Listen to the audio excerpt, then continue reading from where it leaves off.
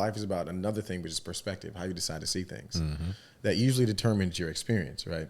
So if I looked at this, if I continue to look at the accident as like something completely negative, then that's the only energy that I would receive from the universe, right? So then I decided to change my perspective, not just on life, but on that accident. I had to see or find something beautiful that came from that, which is if I can identify my purpose from this, then I can do the people that passed as a result of taking me here, I can do them some justice. I can do them a service, right? Yeah. I could pay Like homage to them. they didn't die in vain, almost. I could pay homage to them by living my purpose, right? But I couldn't do so without changing my perspective on life. Cause they thought I'd never make it. See me fall down and they celebrated. Learn how to win with no demonstration. How about the cool got a ventilated? Cause I can't see shit out on 95. Prolific little bitch, I see dollar signs. The shit I done seen got me traumatized. Tryna clear all the pain in my mama's eyes. And my daughter, she watching me closely. Tryna better myself like I should be. Had to chill out with all of that street shit.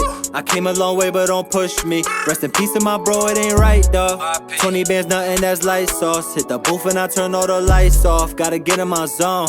Gotta turn on my phone, cause all them smiles is fake and I see it. Bad guy, if I got out, I'll be it. Baptized, but I'm living with demons. Trap vibes, so I'm cashing out Neiman's. No face, swear these bitches is heathens, but I don't need them though. Keep my moves quiet, you don't need them. Good answer, good answer. Watch your mouth. It's a vibe. Clap, clap, clap, clap, clap, clap. It's a vibe. Ladies and gentlemen, welcome to Prolific Podcast. This is episode number 43. I'm one of your hosts, Berto. 43. The other boy, Will. And we got an ad-libber over here. We got fucking this Listen, guy. I told you I'm here for the people. This guy I'm here for the people. Stopped talking since he got to the freaking studio. I'm excited, man. I'm excited to be here, bro. You guys are like celebrities now. What the fuck? It only took you seeing our videos and Hey, seeing cut it that out, cut it out. I didn't know. Yeah, That was honest. That was honest. Sure. I didn't know. So for those listening and those watching, and this is episode number 43, ladies and gentlemen. Yes. Prolific Podcast. Subscribe. Always share. follow the vibes. If you like anything, let us know. If you don't like anything, let us know. Yeah. Let us know. That's what it is. But very special guest going on today. Special as in special. Actually special. Crickets. Nah, not yet. Nah, don't. This is our show. All right, this is our show. Scum. All that. All right, I'm going to call you out when you got All some that. dry-ass jokes. All right, run that. Yeah. So our next guest, ladies and gentlemen, let's give a warm, prolific podcast welcome. This man survived a near-death accident over 10 years ago, right around 2013. Since then, he's been completely transformed. The way that he acts, the way that he views life, the way that he helps others. This guy's a holistic personal trainer with over 13 years of experience in the fitness industry. And this man is the true definition of energy levels being on 1,000. If you don't follow him, start following him now. If you're looking for some daily motivation, he's that guy. He's that guy. That dude. That's that So dude. without further ado, ladies and gentlemen, let's welcome a warm, prolific welcome to Mr. Diamond Cut Fitness himself, Mr. Adrian McLean. That would have been a vibe. That's one hell of an intro. I'm not even going to hold you. That's one hell of an intro. No, listen. Dap him up. Let him That was a know. vibe. That was a vibe. Okay, That was a okay. vibe. I felt important as fuck for like You 13 see that, right? seconds. You know what I'm saying? That's For all like you're going to get, 13 though. seconds. So hold that. I thought it was coming off the dome until I looked over. You're reading off a book. First of all, So disingenuous. Hey, but he I'll had to take write it. He had to write it down. So I you have to gotta write give it down, him so it that. means I got to think about it, right? All right, yeah. Exactly. So that means on my time off, I was thinking Either way, about you. You're not going to pause it? Nah, because this is brotherly love right now. You know what I'm saying? Wow. So we're going to start off with a toast. Great recovery. This guy's already 20 minutes and ruining our... Damn, we're mad far now. See? We weren't this far before. What we toasting to? This is to life. This is to life. Episode to this number episode 43. to you. To the vibes, to you taking the time to join us on our platform on this beautiful Tuesday evening. You know what I'm saying? Yeah, it's a pleasure, man. It's a pleasure. Again, I told you for like a year and a half I've been trying to get on this damn show. Now you I here. don't know what it took. You know that we, Gabe, does our edits. So anything that you're saying, we can prove you wrong to not only to the listeners, but to the whole world. So if you want to cut that out, because I got the receipts. No, cut it out. Yeah. I got the receipts. So anyways, my man my waited man. until we started getting 15, 16, 20,000 views to be like, oh, you guys are actually serious. Yeah, I want to come on, guys. But anyways, It's all love. lying It's sack all of love. it's all love. Look, I'm happy to be here. It's happening today on this beautiful Tuesday, right? All of us can be anywhere else, but we're here right now, Exactly. which is a beautiful thing. Exactly. Yeah, let's make some magic. Let's make All some right, are magic. you going to let us do the show or are you going to keep talking? My fault. All right, cool. So, I'm here to talk. You know what I'm saying? Good God. hey, you're doing a little too much. A little too much. But listen, thank you for taking the time out for real, bro. Do a little mental health check. You know, we focus on men's mental health. We feel like that's a priority. We don't check in as much as we should as men with each other. So I think that's something that's very important that we usually start off with. So how you feeling today? Where you at mentally? Scale 1 to 10, 10 being the best. Where you feel you're at? A 10, brother. Hey, that's the first 10 on the show. Clap that up, my boy. Pause if needed. Yeah, I'm at a 10. You at a 10? I'm at a 10, brother. I'll frame this simply like every day I wake up is like a win, right? So anything, everything that comes after that is a bonus. You know what I'm saying? You know what I'm saying? Nah, but that's real life. Let him rock, every day I wake up is a blessing, bro. So any and everything that happens after that is literally a blessing, right? It could have been worse. I could have been 6 feet underground, but I'm here. Yeah, tell us about that, because I mean, he mentioned it to me briefly yesterday, but I was like, oh shit. Sorry, don't want to cut you off. I don't want to cut you off. We're gonna get to that. We're gonna get to that. How do you ask me a question? Yeah, no. I go to answer it. No. Hold on. It's just not the time. It's not the time. Okay, So heard. appreciate you being out of 10. I'm ready. But how you feeling, Will? Where you at? Recently, my birthday.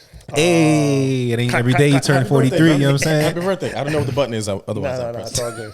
It's crickets. So happy belated to everybody listening. It was Will's birthday last week on the 18th. Happy belated, brother. Appreciate you.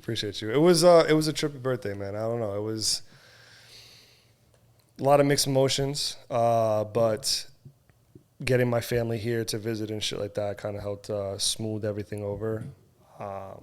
But after that last week, I was all fucked up mentally, but I feel good this week, so I'm good. Like, I'm at close to 9. I'm up there. I was like, you're gonna say 8.5. I was gonna say 8.5. He never wants to give himself up like That last half. Yeah. That last half. Nah, I'm good. I'm feeling good. So what number is it? 9. 9? Yeah. All right, cool. I'll take that. We'll take That's that. dope. Yeah. We'll take that. That's dope, brother. Perspective. It's interesting. What you said versus what I said. The biggest difference that I noticed between the two is our perspective. Yeah. Mm-hmm. But I'm glad you're here. Bro. Well, what about the perspective between us two? You're saying, correct? Yeah, between us two. Like how we decide to see things. Even though you ended up with something so beautiful and something so positive, it didn't necessarily start that way. Mm-hmm. Yes, you being honest and transparent, which I think is a beautiful thing, but still ultimately the perspective, right? It started out somewhat negative and then turned into something beautiful, whereas it could have been something worse. It could have been something negative. Yeah. Nah, I always try to, whatever it is, bad or good, see what's the message there and take that and push through with it. Take something positive from it. Yeah. That's love. Always. Great perspective, brother. What about you, Berto? Wow, the government name. Cool. All right, that's what we're doing. Mm-hmm. I am at a 9. I'm gonna keep it. I think that's. Nah, last time I was a little bit of a slump. I think it was like an 8. Last No, week. but I'm saying the 9, I think, is like the highest you've been, no? Nah, I've been at a 9.5 before. Yeah? Coachella. Coachella. Coachella.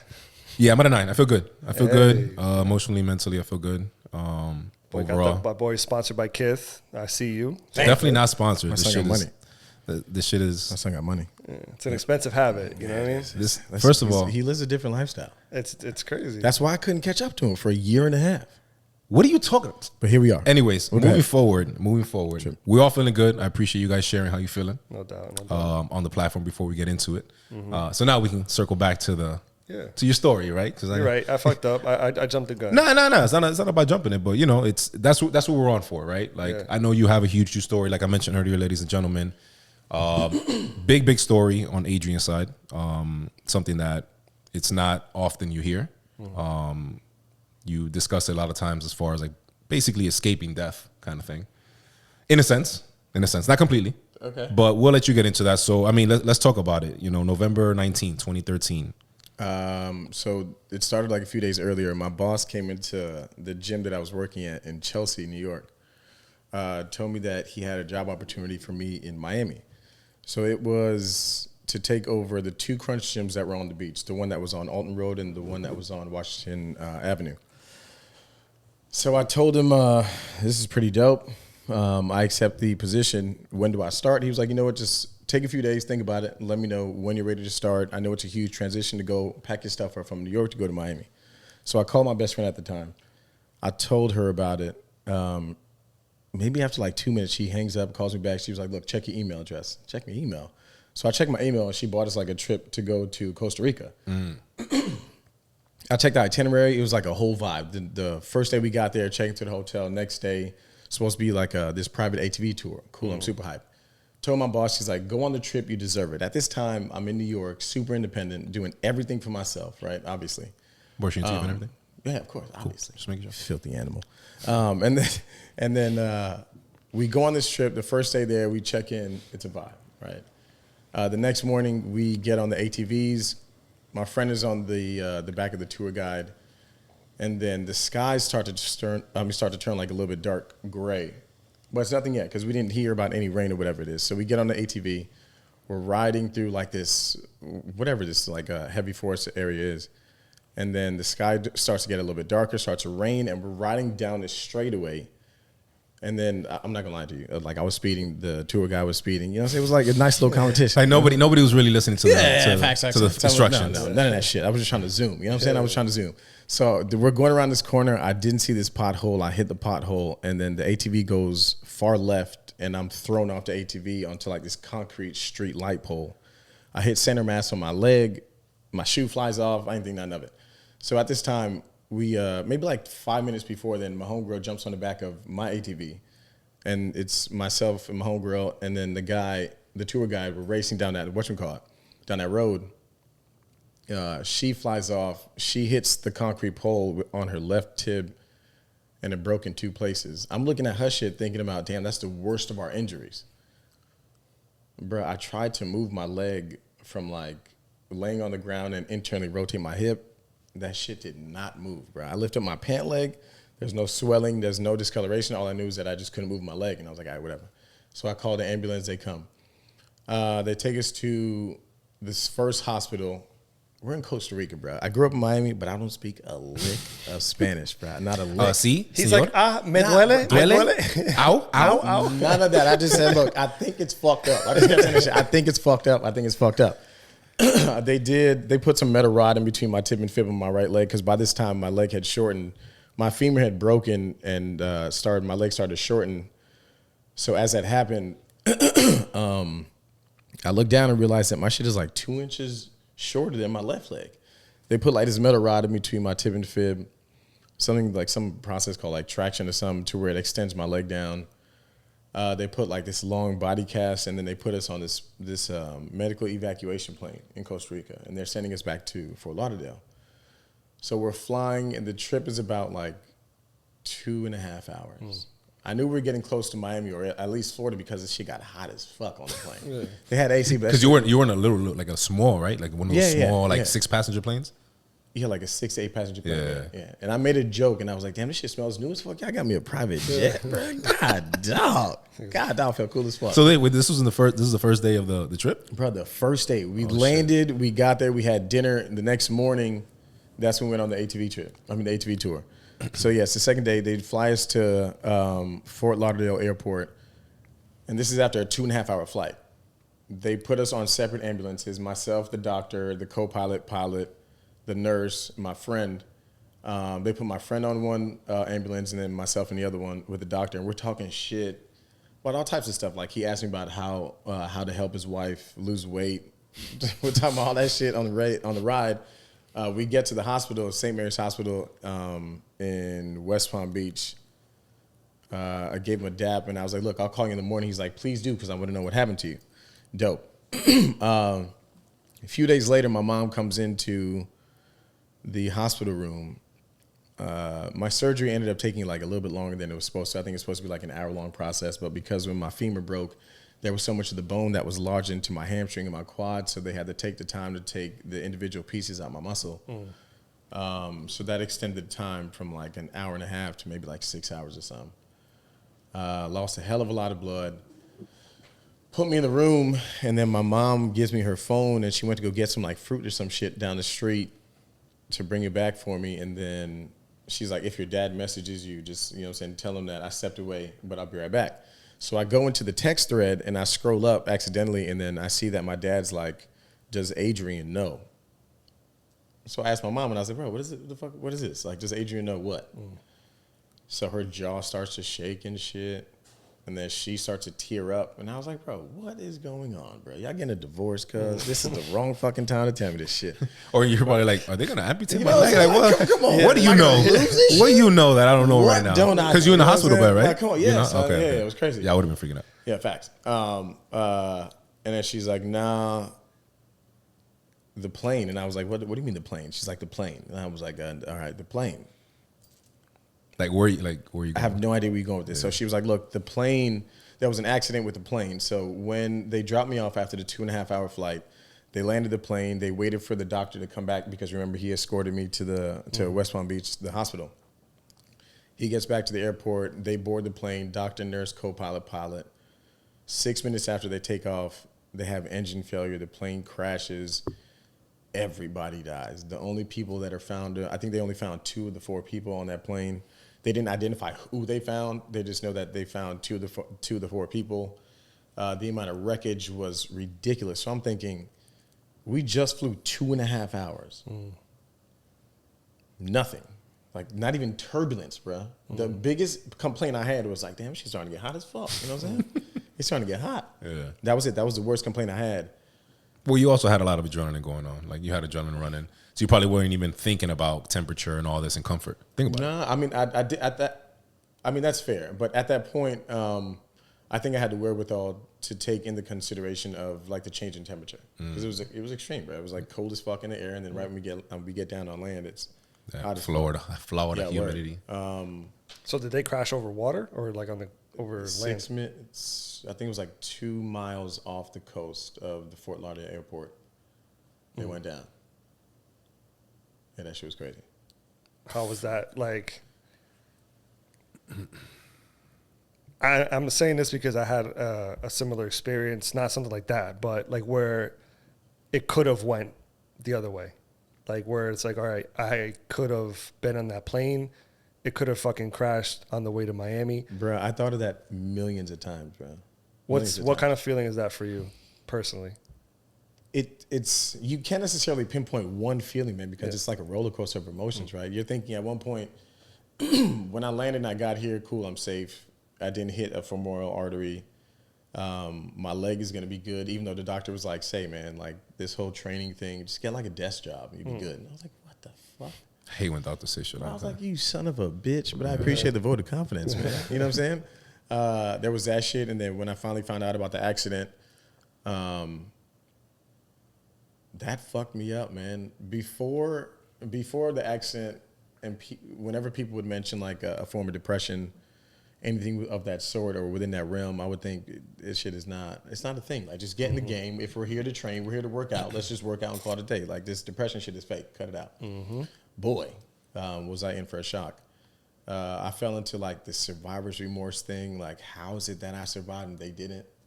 Yeah, when they went over there to save you. Bro, it was fucking crazy. Yeah.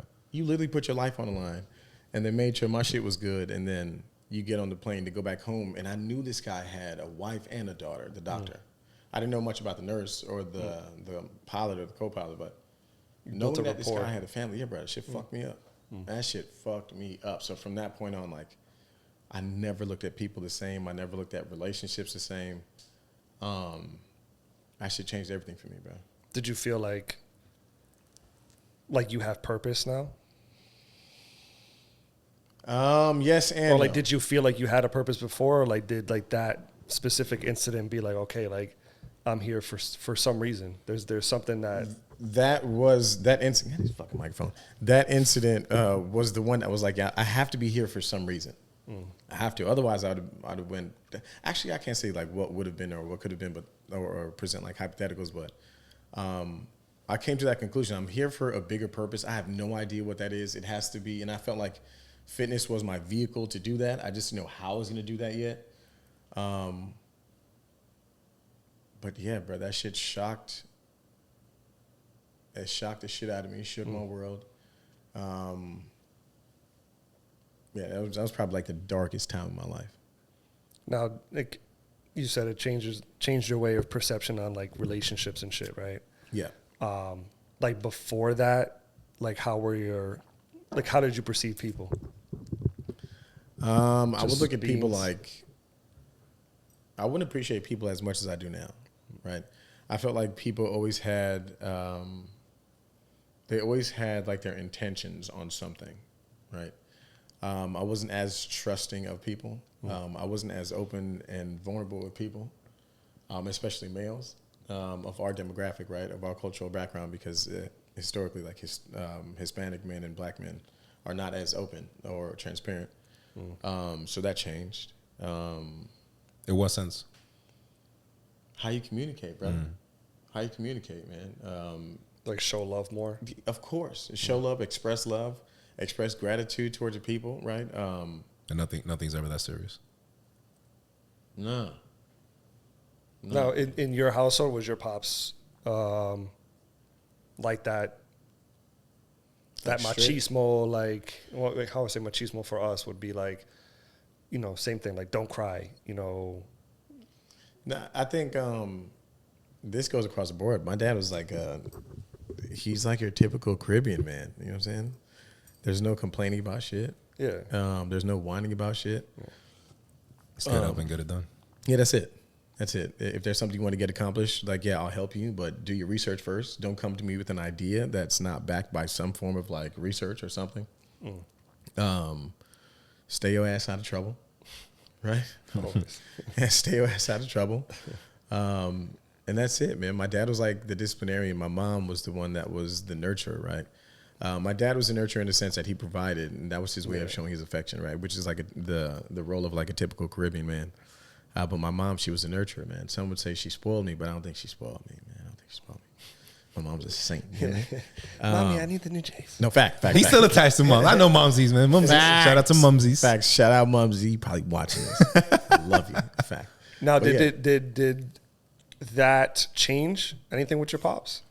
yeah. Because I know sometimes it's hard. Like when they're set in their ways, they're already at that age. It's like they're not changing. It's like you can't teach an old dog new tricks, right? Yeah. I think my dad started to express himself differently after that. He started expressing himself to you more? Yeah. Did you ever share with him that? Obviously, he knew about the plane and everything. But did you ever share with him, like, how you're not gonna take that for granted anymore? Because that's a hard. That's something but hard. that was a whole blow up in and of itself. It wasn't like a pleasant conversation where It's I was never- like, Yeah, it's never. It's Dad, uncomfortable, right? Yeah, So, fact. But Never is, I think my dad and I were having a conversation that got a little bit emotional at the time, and then I expressed myself and told him like, bro, you have no idea the things that I had to deal with mentally and emotionally, right? Physically, obviously you can see that part, but the mentally emotional part, nah, bro, I used to mask that, and I think I used to mask that a lot. Right, until we just had that conversation. I was open and transparent with him. It felt like such a relief to have this conversation, right?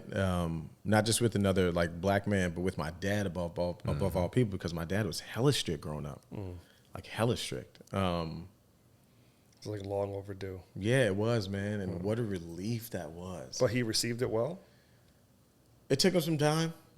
Again, he's the old Old school. school. It's he's old school, OG. man. He's All old our school. parents like that. All Yeah, our parents facts. like our age parents. They're just like that. Like, I mean, to this day, I haven't had that talk with my father, right? Nah, But I know what a that relief. It's definitely necessary. Obviously, like our situation is a little bit different, but nonetheless, I think guys or boys literally want to have a great relationship with their dads, right? And I've been fortunate enough to be raised around some folks that have great relationships with their dads, and it's kind of like, man, I used to envy that, but my mom would always tell me like, the time will come, and then now my dad and I have a beautiful relationship. That's dope. Beautiful fucking relationship. But I think it started to change, circling back. It started to change at the time of that accident. It's funny because the Dr. Haji that we had on a couple episodes ago, she talked about like she was been a psychologist in prisons for like 20 years, 25 years or something like that. But she was saying like the derivative of a lot of issues in male, it's not anything but issues with their father. So a lot of the issues I can see that. I can see that. The vast majority of people that are incarcerated and stuff like that, I can't remember if she said like a percentage, but it was like a very high percentage of them is either absent father or issues with their father. I was about to say single family homes. That's crazy. I can see that, man. I can see that the role like a father plays, it's instrumental, man. I mean, there's definitely strong, because I was raised by a single mother. So it's like, my mom had to play both parts. And she did a good job at it, but I know it's not an easy job. I don't know, but I can only imagine that's not an easy job. Yeah, word. Yeah. Having to play both parts. Yeah, that was that. That was that situation, bro, with my dad. Now, how did you now obviously you were able to take the time out and kind of talk to your dad about it, but before that, you mentioned obviously a lot of struggles that you went with. Of course, physical, it's gonna be there. You broke a femur, right? Yeah. But that, to people that are athletic, it's kind of like the least of the worries. Like, I'll bounce back. This will recover on its own. Therapy, blah blah blah. Shit, until I learned the severity of this shit. Yeah. Hey, I ain't gonna lie, because I cried like a hoe when my ACL, my meniscus, like it was the worst time I've ever, like, real shit, like the lowest point I've ever been in my life. Like, I've been broke before and slept on the floor in the car in the streets, but when I tore my ACL, it's actually the lowest mentally, because this is this is 2008, so it was before like I even knew what mental health was as a thing.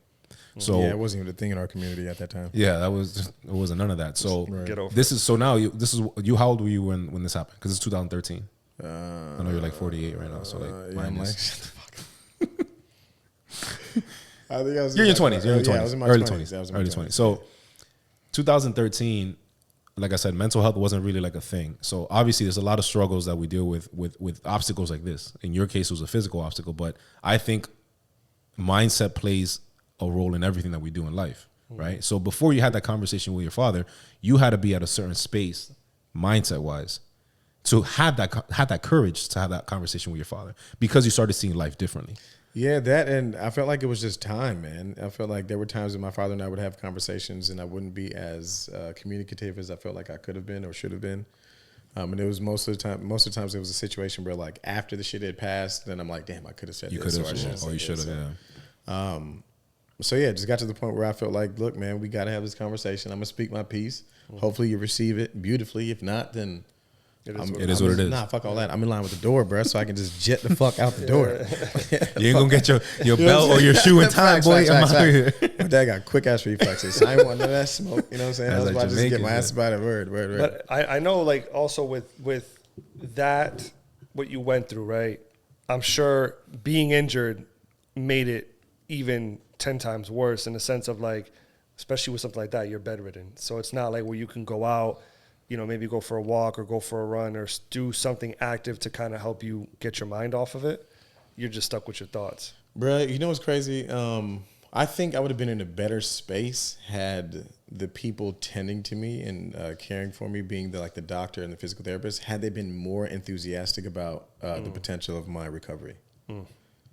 That'd have been a game Probably changer. just gave you like a, hey, you're not gonna, Nah, bro, They were probably like, see it listen, so often that they were like, bro, listen, honestly, you went to school, get a job, get a desk job. I was like, wait the fuck a minute, you piece of shit. So then I think this doctor was like, I still remember his name. I'm not gonna say it, but he was definitely like, look, man, just this whole like basketball thing, this whole training. Oh, my fault. This whole training thing. It's like, just cut it out. You seem like a nice guy. And I was like, bro, look, cut this shit out. Like, when am I supposed to walk? He's like, you're not supposed to walk in X amount of time. And I was like, I bet you I do it in half that time.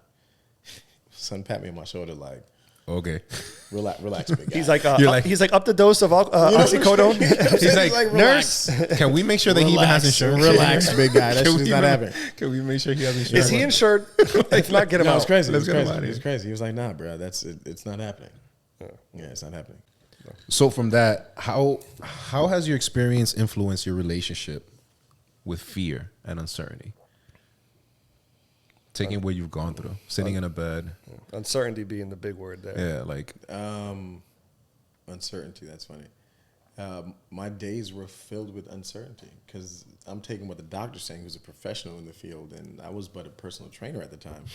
I'm thinking you're butting heads. Like, hold on. yeah, like He's like, bro, I work at Crunch Fitness. What you know You're about like, I just this? got a fucking promotion. You You know know why what I'm I'm even saying? here? No, facts. You know why I'm here? You know why I was on that trip? You know what I'm saying? You son of a bitch. And now you trying to tell me, bro, like, relax and get an office job? Yeah. Bro, I started to doubt myself, which is fucking crazy. And then there was one night, my brother came. There was, my parents got this sofa bed so I can sleep downstairs because I couldn't go upstairs, right? So I would sleep down there. My brother would sometimes sleep next to me. He's a fucking saint. He's like the most beautiful person outside of my mom, my wife, and my sister. Yeah, throw that in there. Yeah. Throw that in there. Anybody else? Nah, we good. He's like, my dog, my cat. You know what I'm saying? My brother would he neighbor would just Neil. stay with me at nights, and then he would tell me like, bro, try to move your leg, and you know what I'm saying, stupid shit like that, or small things like that. And I would always be like, man, nah, man, fuck it. I'm just gonna wait for PT. I'm gonna wait for PT. I was never that type of guy. So my brother's like, one day there was like this thunderstorm outside, and my brother goes, hey man, I'm about to go upstairs. And I was like, all right, cool. He's like, look, just let me know when I can get my brother back. Ooh. And walked away. He called you a little bitch. No, he did. Low key. Fact, he did. Low key. High key. Actually, high key. On the I was trying to be on the nice shoulder. because you were like in a bed with one leg. We gotta be honest. We gotta be honest. Yeah, he called you a bitch. Straight up. He was like, bro, I have no, basically saying like, I have no idea who you are. This is not my brother. Like, give him back to me. Bring him back. He's your younger, you said? I'm the youngest. Oh, he's your older brother? Yeah, my older brother, and I have an older sister. But my brother, So you respect his perception. hell yeah. Yeah. Hell yeah. And then right when he said that shit, I got hella emotional. And then it was like raining outside. The rain fucking stopped, like some shit out of a movie. The rain fucking stopped, you know what I'm saying? And then my brother's upstairs. This nigga hops in one. Like, come here, man. Come here. Bro, I had my leg on the fucking thing. I was like, I'm gonna move this motherfucking leg. Move, bitch. Boop. That shit moved an inch. I was hype as fuck after that. I was hype as fuck. So then that was like the beginning of my physical therapy. The week after that, I started going to physical therapy 3 times a week. They were progressing me at a fucking slow ass rate, and I was like, nah, I can't do that shit. So I reached out to my frat brothers in New York. They sent me all my literature for training. Got it sent down here, started studying that shit again, speaking to my mentor up in New York, and then I started doing physical therapy on my own. I stopped going after 2 weeks or 6 sessions, and I would do it 13 hours a day on my own. So I started like outside the pool, and then when that shit got a little bit painful, then I started doing aquatic therapy, and then that was my jam. It's funny because I had to do, I've played sports my whole life, and the only real injury was like a torn rotator that I had. And as the OT or the PT, I should say that they gave me, I was like, what the fuck are we doing here? Like, they're giving me like these. It's like a waste of fucking time. Yeah, right? like it was like, you guys are just billing me at this point. Like, you guys just want me to keep coming. That's exactly what I was thinking. So I got the fuck up out of there. It was like, bro, I'm paying mad money, and every session is like half an hour. And in the half an hour, I'm like lifting like these 1 pound dumbbells. He's like, just do this. And I'm like, that's doing nothing for me. And it was just, it seemed like a waste. It seemed like a waste, right? It was so just, that type of shit that we were doing there, I felt like you could have just given me this shit to take home, and I'll do that shit at home. But give me some more progressive shit here, so I know I'm making progress. Exactly. Right? But nah. So I stopped doing that shit. I went back to work in a wheelchair, which is pretty cool. You know what I'm saying? training. Yeah. It's like, all right, give me 5. Yeah, bro. Yeah. You give me 5. And then the client's like, what are you going to do? No, that shit was a vibe. My mom was taking me to work, which is fucking cool. You know what I'm saying? Wait, so let me ask you a question. So you recovered because, again, you came to Miami after the accident. Mm-hmm. So you just stayed here? You never went back to New York? I didn't go back to New York. I didn't pack my shit. You just stayed in Miami? I just stayed in because you were Miami. recovering from, how long was that recovery for you? From the minute you had the surgery, you were in the hospital, found out about the accident, from there moving on? 7 months.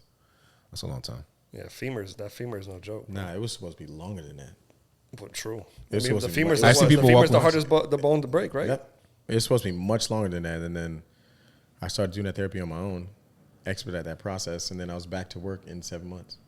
That's crazy. Walking and running and everything? Mm-hmm. It's funny that and I'm just going to share a story because I had the same. What part of Costa Rica were you in? Bruh, I have no idea. I don't remember. Because I went to. That shit's probably He's like, Emails. this shit happened when we landed. I don't remember facts. checking in. I remember. Nah, because I had a ATV accident in Costa Rica too. I actually went off the cliff. And You broke some shit? Nah.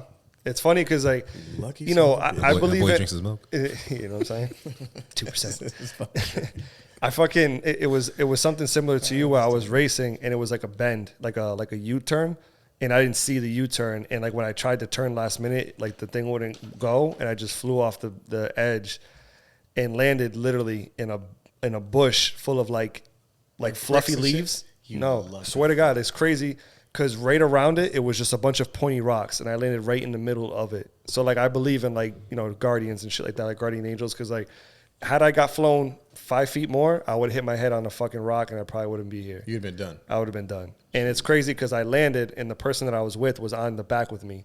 And when she landed, I just, like, it was almost like in the air, like, grabbed her, like, to protect her. And when I landed, the ATV was just coming down the hill, boom, boom, boom, boom, boom, boom. And, like, I just put her to the side. And she just flew over you. And I put my leg on and landed on my leg. And then my leg was fucked up. I have, like, a scar right, on this leg right here. This scar right here. I couldn't walk for the rest of the trip. It was all fucked up, but Damn. no broken bones that I know I still of. take that shit. I'll take it all day. I'll take that shit. They had to cut through my fucking ACL. MCL was fucking ugly. And it was just one surgery? Yeah. One surgery. But it One was just surgery. crazy that we both had the same ATV accent. And we both made it, thank God. both In made the it. same place, too, Respect. Costa Rica. Come on, Yeah. man. Why don't you be on the same fucking corner? Why should be the same? Probably. Why, You know what I'm saying? To be why should be the why same should be the excursion same company? fucking corner Why should be shit? the same company? We do Fire. like, I'm we do about like to a yelp dual, the like a shit out dual, of y'all. yeah, dual lawsuit. To yelp the Is it shit out of too y'all. late? Is it too late to go back and just super late? Find By the out. way, in 2020? Mine was in Jaco, Costa Rica. It's JACO. I'll check my motherfucking emails, but I highly doubt I'm gonna find that shit from like 2013. Fact. Itinerary. Highly doubt it. Yo, so I mean, I know you mentioned earlier, when we go through a lot of these hardships, community plays a big role, a huge role in our recovery, in our progress, in our progression. Who was part of your community around that time? I know you mentioned moms. I know you mentioned your brother. But I mean, 7 months, it's a lot. A lot of people start phasing out, friends, family, because they'll know, right? But they'll start phasing out. Who do you think, and who would you like to shout out and take a moment to really just be like, you know what? I got through this because of X, Y, and Z. Who was part of that community for you? Damn. It's a good question, right? I mean, there's a lot of motherfuckers, man. God doubt. That's good. That's a good thing. That's a good No, it was a beautiful thing, man. My tribe during that accident was obviously my immediate family. My mom, she's a G. My dad built me like a ramp to go inside the house with my wheelchair. Fuck, and that shit took mad long. I was mad finicky too. Nah, he was a G. He was a G. Yo, but that's real. Nah, he was dad a shit. G. That's Yeah. real Nah, I dad appreciate shit. that. I That's an appreciate OG dad move right there. My That's the brother- way he showed you. My bad, I didn't mean to cut you off. That's the way he showed you he appreciates you. Yeah, that's Low what, key. that's what I'm saying. Low I'm not key. tripping. Yeah, right? yeah. My dad, I just had to understand his love language, right? Once Yeah. I understand his love Exactly. language, how he expressed and received his love, then, you know what I'm saying, things started to make sense. But yeah, he made me this fire-ass ramp, he sprayed flames on that shit, chill, you know what I'm saying? I'm fucking around. He ain't No, I was like, nah. He ain't do that shit. My boy's going down there like brother, you know like what I'm saying? grinding. No, sideways, fuck out of here, skirting on that shit. Let's see, my brother, he was a fucking vibe. My sister came down, my girlfriend at the time. Did you seek anything like external, like external, internal, in the sense of like faith or religion or anything like that? Nah, I come from a religious family, man. So I would talk to God on a daily basis. I would just literally ask him the same question every day. Like, why me? Why me? Why me? What is this supposed to mean? And I would ask that question up until like 2019. Damn, you dragged that shit for 6 years? Yeah, bro. I What, would ask what that was question. the what was the ultimate answer? Why me? No, but what's the ultimate answer? Um, Like, what do you think? Do you think that there was a lesson there that that happened for a reason for you to learn something? Yeah, I think it clicked for me when I was having this conversation with one of my childhood best friends. He's actually a Miami artist, and he paints like this flower around Miami. He's a florist. Is it orange? It's multicolored. There's mad colors. Because I'll show you a picture of it, There's a one down here like towards Wynwood that's like a big floral thing. Yeah, it's like I'll show you a picture of it. But nonetheless, he was saying that I asked him what his message was with the flower, and he was like, he wants to spread love through positivity. I was like, he's like the same way you spread love through fitness, and I was like, shit, is that my purpose? I feel like that can come at like any random time. It doesn't necessarily come at like when you think it's gonna come. You see Yeah, it's not like an aha Yeah, no, moment no, a lot of no, times. no. Yeah, sometimes it's just through messages. When he comes said when it that, needs for to. me, that rang, and that hit home. It was literally like I spread love through fitness. What that meant specifically, I didn't know. I just knew that was like the gist of what my purpose was.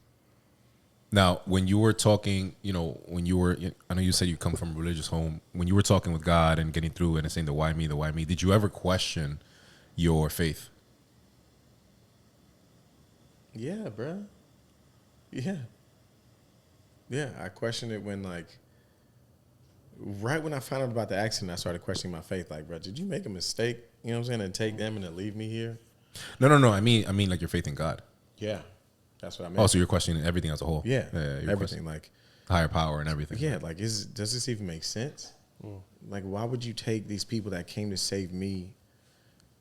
Bro, if there is a God, like how would this happen?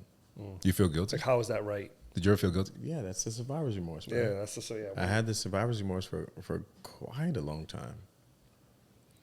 Quite a long time.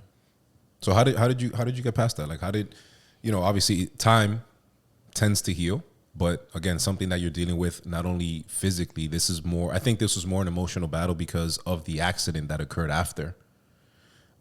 That's fair. It might have prolonged your recovery a lot further because mentally and emotionally you were still thinking about 4 or 5 other people that lost their lives. and you're here like, going through it, but you have a course to finish. Like, okay, you can get back to normal in a couple months type of shit. Yeah, I mean, but like, I started thinking about like, first I started with like the why me kind of deal, and then I learned like a valuable lesson, bro. Like, one of my best friends is like my cousin. She's like, I call her my sister cousin. You know what I'm saying? We would have these conversations, and then one day I asked her like, "What is life about?" She said, "Life's about relationships." And the nurturing of said relationships. So I carried that until I had that accident, right? And then when I had the accident, after the accident, I learned also life is about another thing, which is perspective, how you decide to see things. That usually determines your experience, right? So if I continue to look at the accident as like something completely negative, then that's the only energy that I would receive from the universe, right? So then I decided to change my perspective, not just on life, but on that accident. I had to see or find something beautiful that came from that, which is if I can identify my purpose from this, then I can do the people that passed as a result of taking me here, I can do them some justice. I can do them a service, right? Yeah. I can pay Like homage to them. they didn't die in vain, almost. I could pay homage to them by living my purpose, right? But I couldn't do so without changing my perspective on life. Now, do you ever have like dreams or like flashbacks or anything to this day? Yeah, but none of them are negative now, right? So now it's like last year around my birthday, I had a dream that I went somewhere and I met up with, I'm having a conversation with somebody at a bar, and it was the doctor. I gave him an update as to how life was going. He told me he was good. His wife was good. His daughter was good. And I woke up like smiling type shit. That's crazy. Yeah, bro. So I feel like I'll give him updates every so often. I'll talk to God on a daily basis, and I'll check in on him. But yeah, bro. Were you able to ever find out information about all the other people, like their names, their families, who they were? Like, were you able to dig that deep? I mean, I know, in the grand scheme of things, like you were also going through your shit and your recovery at the same time. But did you ever not try to reach out, but like see who the names and who those people were? I never thought to. I never actually thought to go down that road. You think you could eventually? Yeah, actually, now I never thought about it, but I never thought to go down that road. But if I wanted to, then I feel like I could. I feel like that'd be dope. Like just popping up or doing something like finding that doctor's family or something, and reach like, out to him. He saved me type of thing. I feel like it's been some time, so they maybe have gotten healed from it. That now it's just like a piece of him is within you. Almost. I would hate for like that interaction to be negative though, right? You know what I'm saying? Like, you can never control like how somebody receives something like that or how they grieve. So imagine if that's kind of like worst case scenario, right? Playing devil's advocate with myself. If I reach out to them and then like it brings back all these negative emotions from yesteryear when they lost their husband, their wife, the mom, the sister, the aunt, the uncle, whatever it is. You know what I'm saying? Yeah, but I feel like if you come at it, and granted, you're right, you never know. But I feel like if you were to come at it in a sense of like, hey, I just want to reach out and let you know that, this man or this woman, did this for me and stuff like that. And I just wanted to, reach out to you guys and express how I feel for that. I feel like that can only be received as good because it's not like you're like, yo, tell me about, tell me the story or tell me how you guys felt. It's more like, yo, like this person, you're almost like honoring their life in a sense. I think that's a good idea. I'm not gonna hold you. That's a good idea. I just never thought to do that, right?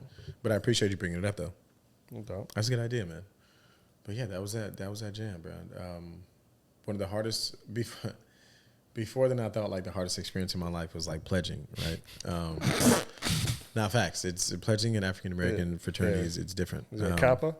Yes, sir. Yeah. Yeah, it's different. But then this accident shit just rocked my world. Was real life. Yeah, it was real life. Because, you pledge, it's college shit. It's college life for those 4 years. Okay. You know what I'm saying? Like, what I'm saying is, like, your accident was your first, maybe not your first, like, probably your first real challenge as an adult, like, in life. No, fact. That pushed you physically, mentally, emotionally.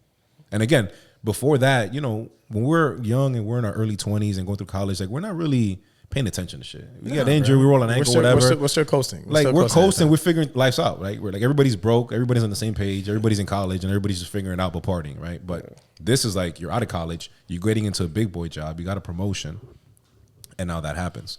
You know what I mean? So like, do you think that accident led you to your passion of fitness, or led you to your passion with people and how to treat people? Nah, just I was really passionate about fitness. It just made me appreciate people more. It made me appreciate my ability to move and to do things more, right? I started to take my health for granted less than that of which I did before, right? I would just love on people differently. I would literally take the time to understand the person, to understand their journey and what led them to sit down in front of me versus like, all right, this is a new person in front of me. Like, I'm gonna get that bread and get up out of here. Yeah. Right.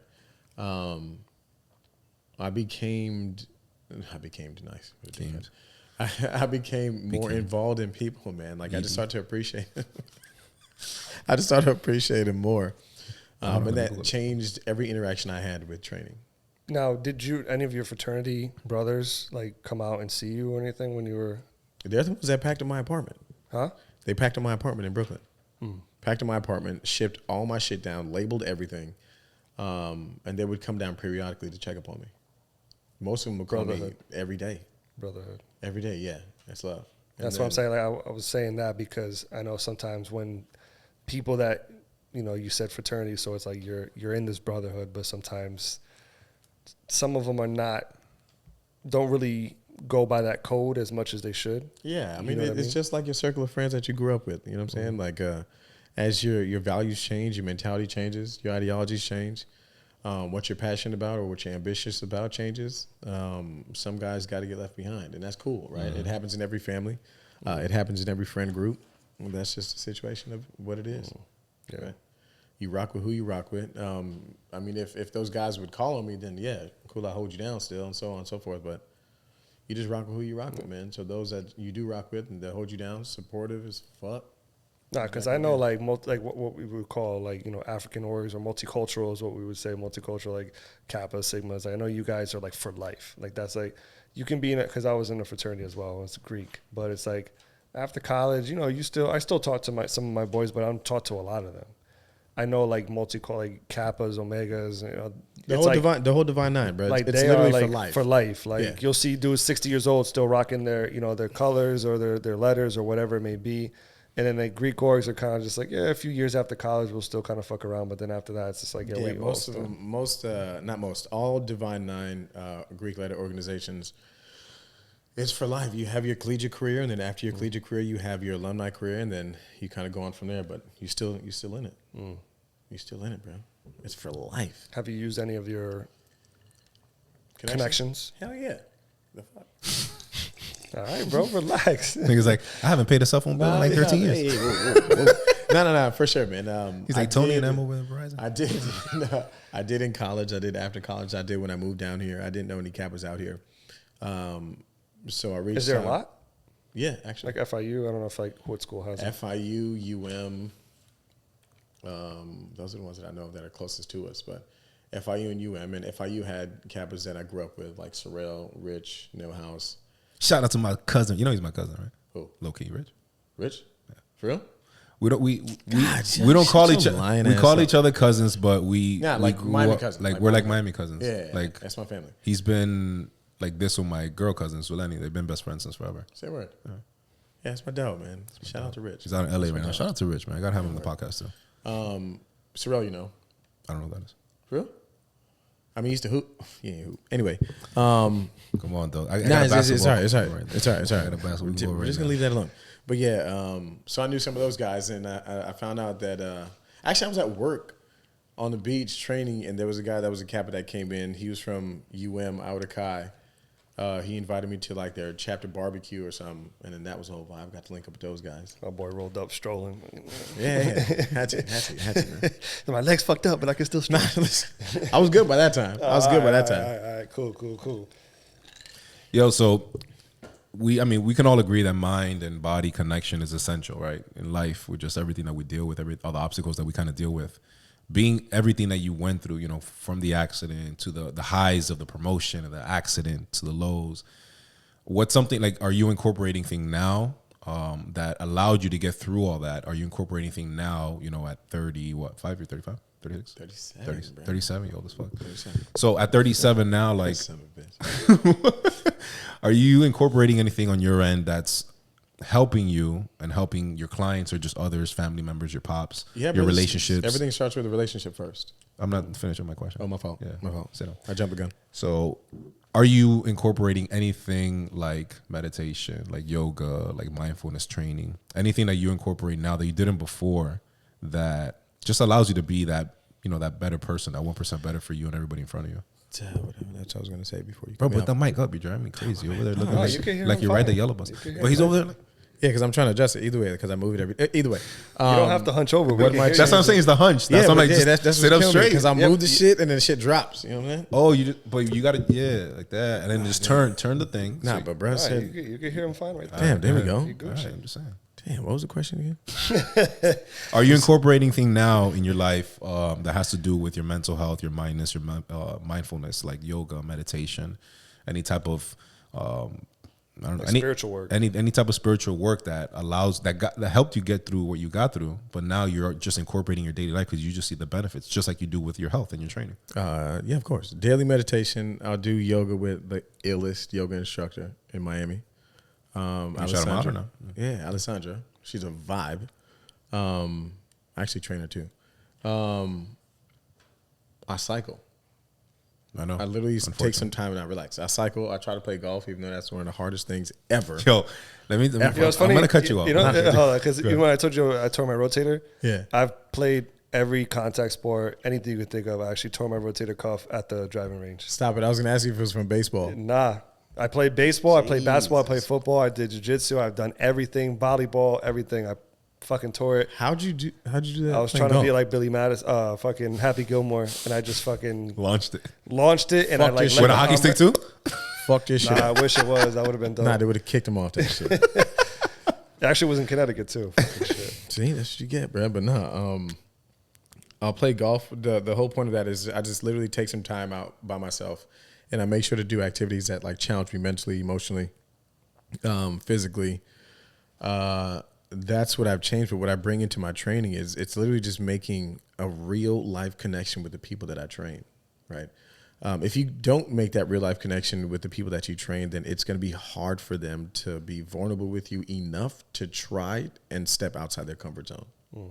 Otherwise, they're just going to stay in that comfort zone all day, right? Making that real human connection with the people that I train now has made the world a difference. It's literally like care about the person first, and then the rest will follow. Like empathy. Yeah, that's my jam. Now, for a lot of people that are listening, and a lot of people don't know, what is your definition of holistic training? Because you're specifically a holistic trainer. My definition of holistic training is taking the cleanest approach to accomplish whatever it is that has to do with a goal that's health and wellness focused, right?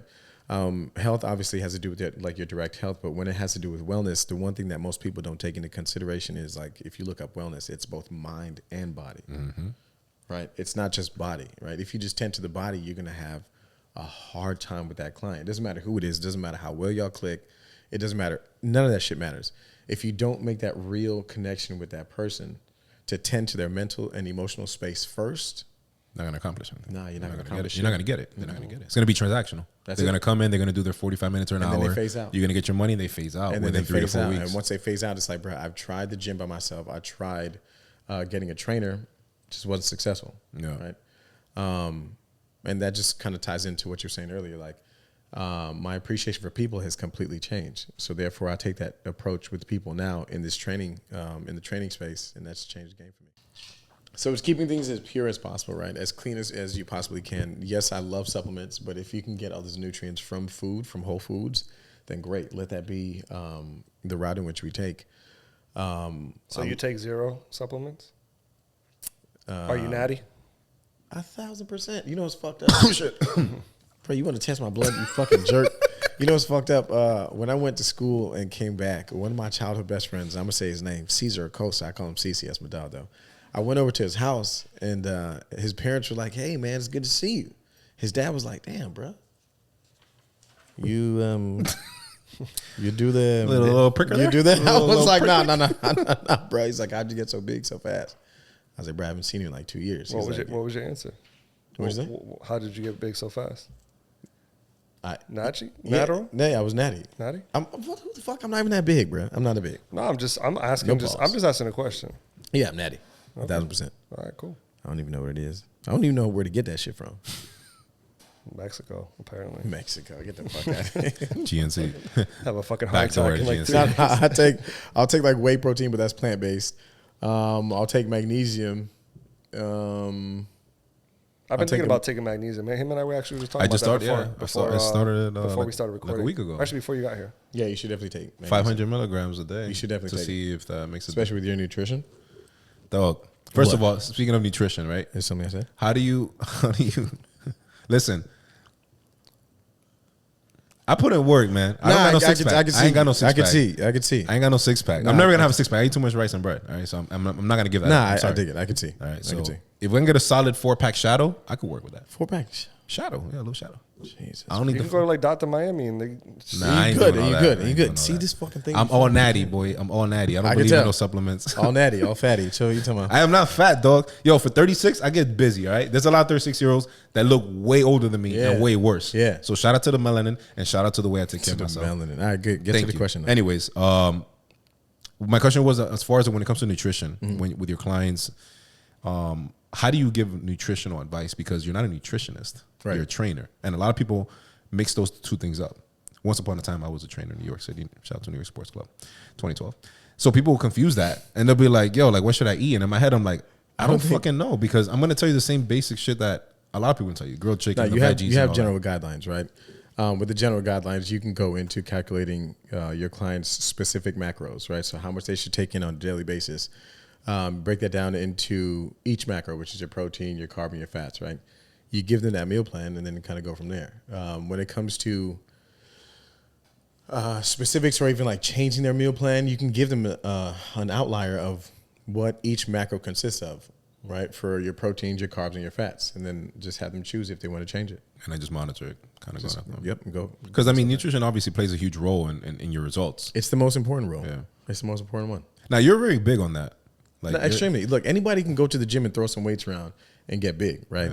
But if your nutrition stress, now I was extending my hand. I was extending my hand. So you're pointing at me like, relax. so you guilty calling conscience? me big? I appreciate that. Hey yo. Hey. Hey, Not- yeah. Pause that. Ah, damn, y'all are scums. That shit only works against me. But either. Nah, like your nutrition is by far the most important part. Anybody can go to the gym, throw some weights around, and get some results, right? It may not be what you want. It may not come in the allotted time that you want. I'm still stuck on that shit. But everybody still gets results, right? The biggest change or the most efficient part is your nutrition. So as long as your nutrition is on point, then you're good to go. But if it's But not, do you then- think that like you can half-ass it at the gym, have a good diet, and get gains? What do you mean half-assed in the gym? Like you just go and you're not really pushing yourself. Hell yeah. You That's can what- get gains with. Yeah, that's what fucking motherfuckers that are not natty. There you go. People that take people that take gear, bro, they be going to gym. Nah, actually, that's a lie. Because you have to work your ass off in order to get those results, even while you're on gear. But What's gear? No, but I'm saying gear's like pretty much the steroids, but something of that. But I'm saying like you think that if you have a good healthy diet, you get all your macros and all this other shit, but you're not really pushing yourself in the gym heavily, you could still get gains. yeah, you'll still see some results. Yeah. I'm talking gains though. Nah, you want those Arnold gains? Yeah, you got to be on that thing. You'd have to be in there ripping. You'd have to be in there cooking, bro. Like cooking. Otherwise, you'd be able to. At that point, you're just maintaining, Yeah. right? But yeah, you'll still see some definition. But yeah, you're just maintaining, bro. It's nothing crazy. Word. Mm-hmm. True. Yeah, word, because you be in the gym. No, I be in the gym. I just go on my. First of all, the gym is the only thing that I don't miss, because I know it's my only time besides playing ball. It's my only time that I can actually disconnect from the world and literally You ride still though. Yeah, just not with you. So quick story, short story, very short story. Lying. Don't lie to the people, bro. Adrian does ride bike. Short story. He took me out one day to ride bike with him. We don't got like fixies. We got like grown man bikes here. You know what I'm saying? My shit is like a 10 speed. His shit is like a 45 speed. Whatever. We're not gonna talk about it. Gotcha. So he took me on a 79-mile bike ride. To this day, this was a year and a half ago. Just about. All right. I still can't feel my ass. And my nuts are somewhere. You're not gonna I'm gonna pause that. I'm gonna pause You're that. not gonna pause that? I'm gonna pause that. From the bike ride. From the bike ride, all right? Yeah. That shit sound hella sus. So damn. This guy is a monster when it comes to riding bike. I'm not gonna ride bike with him. But yes, I do ride bike around the golf course in Kendall. Shout out to West Kendall golf course. Do about 18 miles. 18, 20 miles. Yeah, the Mikasuki shit. I do my little laps there. You know what I'm saying? I be in like a cool 22, 24. West Kendall. Your mom's is in West Kendall. Don't try to play West Kendall. That's where I'm from. All right then. So why you trying to play West Kendall? I happily claim Kendall. Good. West Kendall. Good. West Kendall. That's Kendall. That's not throwing a tantrum. Y'all done yet? You know what I'm saying? All this pressure, man. Talking about all this perspective and relationships. That's his energy, bro. Nah, my energy is always on 1,000 a fucking bully. in a positive way. But anyways, moving forward, besides your accident, besides fitness, Adrian as a person, right? So the viewers and the listeners can get to know you as a person besides you training, besides everything. What's something impactful that you learned on your own that you wish someone had taught you before you experienced it? Perspective, brother. Perspective. How you decide to see things, that determines your experience. Honestly, I don't wish anybody would have taught me that before. I feel like I learned it at the right time. That lesson came right when it was supposed to, when I was able to receive it and digest it. Perspective. That's huge. Yeah, bro. That's been a game changer, man. You're the first person that said that, by the way. Like in the sense of like, it's not that you wish someone would have taught you, but it came at the right time. That to me makes sense. I don't think. I mean, that's for me. That's always made sense. Like the teacher is going to show up when the student is ready, and perspective showed up. The lesson shows up when the student's ready. Whatever it is, you have tomato. Yeah, that's fair. That's fair. No, I dig it. That was my jam. Even if somebody tried to explain that shit before, I feel like I wouldn't have received it. I wouldn't have been able to appreciate it, nor would I have been able to apply it. That was a game changer for me. It's just perspective, brother. And just having the gratitude. Another day. Oh, shit. Both then. Perspective and gratitude. Well, what I'm saying is that in your case, like, the accident and everything taught you perspective. But I feel like with perspective, when you start seeing things, you also become. Yeah, you also become. They're one and the same. Yeah. A lot more grateful for just the simple things, right? Like, and I tell people all the time. A lot of people are like, "Oh, it's the little things," and I'm like, to me, the little things are the big things because the little things is what keeps me like. I'm grateful. Do you think that mentality, do you think that mentality came like over time with experience?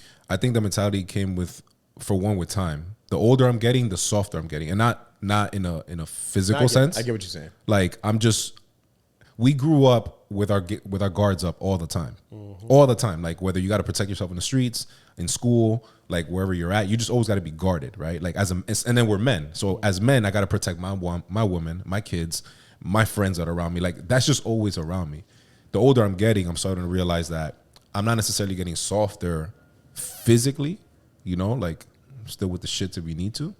But just emotionally, a lot of things are not bothering me anymore because I'm just more grateful for just being healthy and being able to walk. Like I know people that they just, no matter what, it can always be worse type of shit, right? Fact. So for me, like my gratitude and we had a guy on that he does like prayer walks in the morning. Very big guy. He works for Tony Robbins. He's a speaker for Tony Robbins a couple episodes ago. And he wakes up at 4 a.m. He does a prayer walk around his neighborhood in North Miami. And ever since he did that, I started like doing it. Not at 4 a.m. 5:30. But for me, it's really just I don't want bullshit around me, and the older I'm getting, I want stronger connections. Your circle gets smaller. Huh? Your circle gets smaller. Yes, because you're what you want and what you want your life to align with becomes more clear. You know what I mean? Hell yeah. So my thing is like, my daughters are 18. Like they're going to college in a year. We're young. Like, I'm 36. We're young. Like we're young people still. But in my head, I'm like, I don't want to deal with a lot of the bullshit anymore that I was still holding on to from my past. So for me, a lot of my gratitude is just like, damn, I woke up today. It's lit. That's it. That's all I need. That is my shit. That's all I need. That's like, my shit. No matter what I'm going through is never that serious. Like even if I have an issue with a person or with a job or with just something that happened, even an accident. Okay, that accident happened because maybe it prevented me from I was supposed to get ran down over there or some shit. You know what I mean? Like it's just that perspective for me is just like what's bigger. Like I'm telling people I love you a lot more. You know what I'm saying? Not you because you're trash. But like it's just like that. I didn't have all that growing up. It's starting to unveil its reveal itself in my 30s because I'm just like, dog, All the shit that I was holding on to was just because of the environment that I was in. I'm in a better environment now. Now I can choose who to bring around that, and now I can make that the chapter or that book and be like, okay, this is what I want it to be. I don't care to say I love you. Yeah, I love you, nigga. Like, I'm a grown-ass man. When you say, oh, you gay? Yeah. I love you. I tell my boys I love you, bro. Like, all my boys in here, y'all love you, bro. I'll see you later. Because guess what? We lost one of our mans a year ago because we thought it was another, I'll hit you up later. And my man just had a heart attack in the... So you know what I mean? Like, that's what I mean by becoming softer. Like, I'm just like... Would you say, not to cut you off, but would you say you're a product of your choices or you're a product of your now environment? Choices. Okay. Choices. I'm the one that's making the choice to see it that way. But you also made the choice to create your environment. Oh, yeah, of course. Well, so yeah, I mean, creating the environment takes a priority. If I'm creating that environment, then I'm making a choice to create that because that's what I want to be around. Right. You Okay. know what I'm saying? What about you? Would you say you're a product of your choices or a product of your environment? Nah, my choices. I never let my environment, because if I would have let my environment take care of me or take over me, who knows where the fuck I would be right now. Right. So I just take care of whether I'm in a shitty situation or a shitty environment, which I have been in, and then there's been times I've been in good environments. I'm always going to make the choice of what I want to do and what's right, no matter what the situation is. That's dope. Mic drop. Boom. Right. We need that. We need the Funk Master flagship. It doesn't sound. I tried it. You tried it already? Yeah, it doesn't sound right. Oh, it sounds shit. like a can drop or some shit. Like someone drop a fucking half a nickel or some shit. Oh shit! But listen, man. After going everything that you've been through, what's next for you, man? Tell all the people, for one, where they can find you. You know, we want to make sure that anybody that's in Miami that wants to tap in, and obviously looking for a trainer, mediocre trainer, you can reach him out to him. But no, like all jokes aside, like where can people hit you up and find you, and what's next for you? Find me on Instagram, Diamond Cut Fitness, Diamond Cut _ with a K, Diamond Cut with a K. What's next for me? So do you train in the Crunch? Nah, brother, I left there. I left Crunch. So the people know, bro. My boy. I left Crunch to train privately a few years ago. It's probably like 2014. I was there at Crunch for a year, and then I left to train private. But I've been doing that ever since. I've been doing pretty good. What's next for you though? You got like a boot camp coming. You got I don't do boot camps My anymore, my man's clientele's on a whole other level. He's like find me on Star Island. Nah. What's bigger than that? I don't do. What's more expensive than that? I plead the fifth. I would call out the brothers because I know, nah. but I'm not gonna do it because I'm gonna respect your privacy. Yeah, word. But yeah, let's his clientele's up there. He's private. Yeah. I'm gonna continue to train privately, but I want to work on something. I don't want to say it, but I'm working on something now that's pretty big. That can potentially. Yeah, word. Okay. But that can potentially touch like literally every state in the country. Fitness related, or this is completely. Remember, I told you my passion is fitness, but like my purpose is to spread love through fitness. So I'm going to continue to do that with that project. I just want to continue to grow, and my mentor, Greg Cameron, was one of my most influential mentors. Always told me to pay it forward, right? So I want to get as many trainers as I can, mentor them the same way I had the opportunity to be mentored by some phenomenal people. Pay it forward to those guys, and then hopefully help them grow their business. Respect. That's my jam. That's dope. Yeah, bro.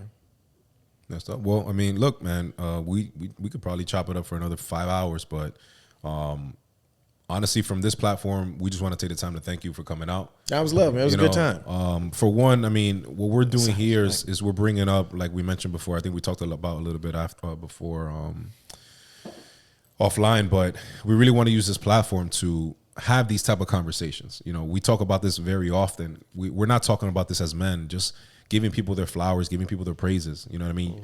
Besides your accident, like just seeing you as a person. And I didn't know you back then. You know what I mean? Just seeing yourself as a person and the way you're evolving and the way you're able to speak on something that happened in the past, the way you even speak about a conversation with your father is big, because growing up, we're used to not talking about that. Word.